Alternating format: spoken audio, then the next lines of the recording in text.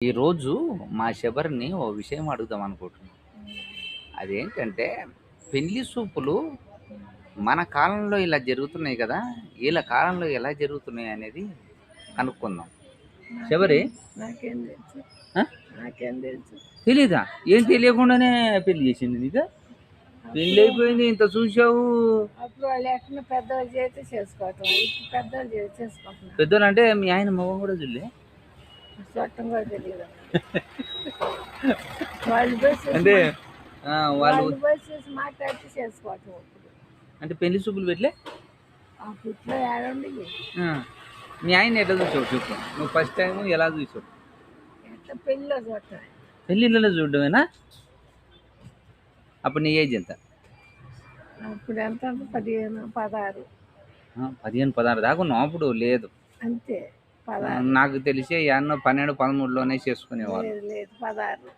అమ్మో! అట్లయితే నీకు లోకజ్ఞానం తెలుసు. నీ పెళ్లి అయ్యేసరికి లోకజ్ఞానం తెలుసు నీకు. ఏం తెలుసు? నాకు పెళ్లి జరుగుతుందని. పెళ్లి జరిగేది తెలుసు. ఆ! కాకపోతే అసలు రాటాలు పాటాలు చూట్టాలు అవి లేవు. ఆ! అసలు లేవా? పెద్దోళ్ళు పోయి చూసి మాట్లాడుకొని రావటం మీ ఆయన మీకు సుట్టరికం అయితాడా ఏమన్నా? కొద్దిగా మా పెదనాన్నకి చుట్టారు. అప్పుడు ఎక్కువ సుట్టరికాలనే చేసుకునేవాళ్ళు కదా!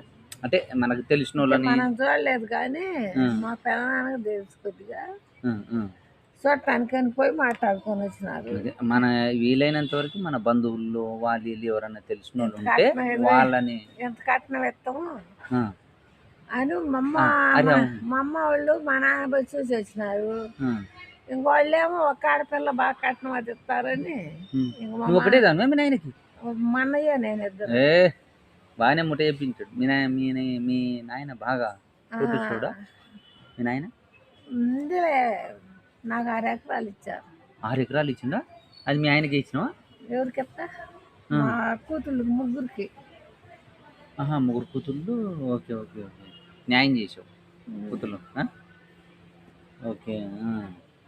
ఎక్కడికైనా అప్పుడు హనీమూన్ ఇట్లా ఏమైనా 30 సేరీలు బంగారు. శివరీలు ఇచ్చాను? 30. 30. 6 ఎకరాల పొలం. మీ పిల్లలకి నీకా? మా ఊళ్ళో ఇల్లు కొని పెట్టారు. ఎవరు నీకు ఇచ్చిందా? మా అమ్మ వాళ్ళ ఇంటికానే ఇల్లు కొని పెట్టారు. 6 ఎకరాలు 30 శివరీలు. శివరీలు అంటే మనం తొలాలు అంటాం కదా, వీళ్ళు శివరీలు అంటారు. ఓకే. మరి ఎక్కడికైనా పోయిందా హనీమూన్? హనీమూన్ అంటే పెళ్ళైన తర్వాత బయటికి ఊళ్ళు గిళ్ళు వెళ్తారు కదా బయట. మేమైతే లేదు లేదు. యాడికి లే ఇన్నే. ఎవరు నీది? మాది మా అమ్మ వాళ్ళదేమో వినకొండ దగ్గర.